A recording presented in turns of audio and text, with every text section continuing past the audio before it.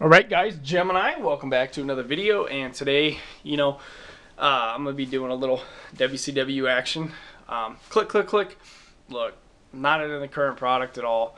I'm not feeling it, I'm not digging it, so these days I'm just kind of doing DVD videos and videos about old wrestling, stuff that, interests me. Anything that's going on in today's wrestling world doesn't really interest me, so it is what it is. Okay, King of the Road match, WCW Uncensored 95, Blacktop Bully, Barry Darsow, and Dustin Rhodes. We're having a rivalry in early 95. If you remember the way Blacktop Bully, Barry Darsow, debuted in WCW, he was this loudmouth fan at the ring, just sitting by ringside and talking a bunch of trash to the wrestlers. And this kind of set the stage for Dustin Rhodes. Him and Dustin Rhodes. Dustin Rhodes was having a match one day, and they got into an altercation. And so they decided to hook these guys up at Uncensored 95. I believe it was in, it was either in Tupelo, Mississippi, or Mobile, Alabama. And that's where they used to like to host the WCW Uncensored 95. Was supposed to be unsanctioned, uncensored, uncut. And this was the same event where they promised the Ultimate Warrior, and it turned out to be the Renegades. So Uncensored 95 was just bad. In the King of the Road match, you had Dustin Rhodes and you had the Blacktop Bully, and they were in the back of a truck, back of a trailer truck, or a tractor truck or something like, I don't know. I'm not fucking on the road. Anyways, they had a big-ass truck and was pulling these guys like in this bed in the back. And it was like a 40-foot bed or some shit like that you haul, animals, horses and cows and shit in when you're dragging them up the road to go to the next farm. So they have this match where the first one to pull the horn wins the match. And Dustin Rhodes has described this match as extremely difficult.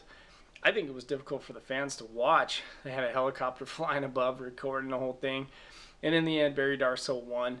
And Dustin Rhodes, I believe Dustin Rhodes and Barry Darsow wound up both getting fired for this match, if I'm not mistaken, because either one, I heard something about one of them bladed openly on camera when they weren't supposed to, or two, it was like too grotesquely violent or something, somehow, some way.